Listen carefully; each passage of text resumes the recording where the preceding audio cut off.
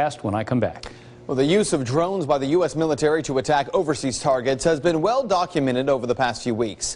What has received much less attention from the national media, though, the thousands of U.S. drones that will now be deployed above American soil. And that includes U.S. military drones collecting information on people in U.S. cities. It's a reality check you won't see anywhere else.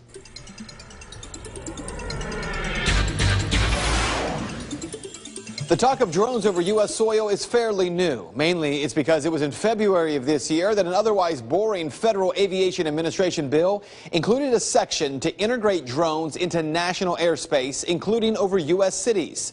So what are we talking about in terms of numbers? There are currently 63 drone launch sites in 20 states. The FAA projects 30,000 drones could be in use domestically by 2020, just 8 years from now.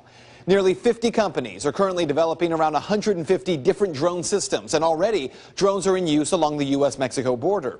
In fact, the Homeland Security Department ordered so many drones it can't keep them all flying and doesn't have a good plan for how to use them. That's according to a new audit from the department's Inspector General. It was released yesterday. But what you may also not realize is that already the U.S. military is flying drones over U.S. soil and U.S. cities, and some not so successfully. An unmanned Navy surveillance aircraft crashed into a marsh in southern Maryland yesterday. Didn't cause any injuries. That Global Hawk, it's a high-altitude drone aircraft. It normally carries sophisticated cameras and sensors, was on a test mission from a naval air station about 65 miles southeast of Washington. The ground pilot apparently lost control of the plane. Now, the Navy wants to use the drones, they say, to monitor shoreline and to keep an eye out for enemy boats.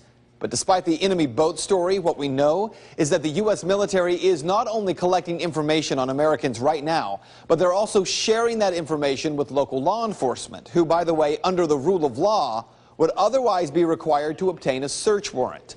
According to military documents obtained by CBS News, there is vague language that permits use of military drones to assist local, state, and federal law enforcement for the purposes of preventing, detecting, or investigating other violations of law.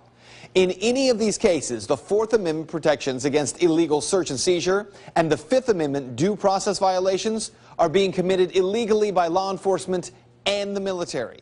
Kentucky Senator Rand Paul has now introduced a bill. It's called the Preserving Freedom from Unwarranted Surveillance Act of 2012.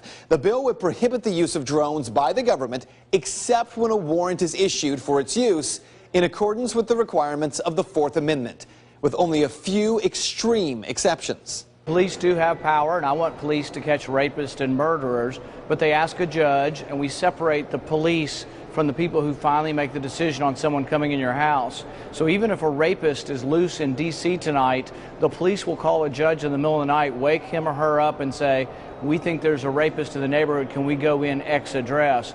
And so those are things that are very, very important to protecting innocent individuals. And a drone is a very, very powerful way of snooping on behavior. And I don't want them monitoring every bit of my behavior.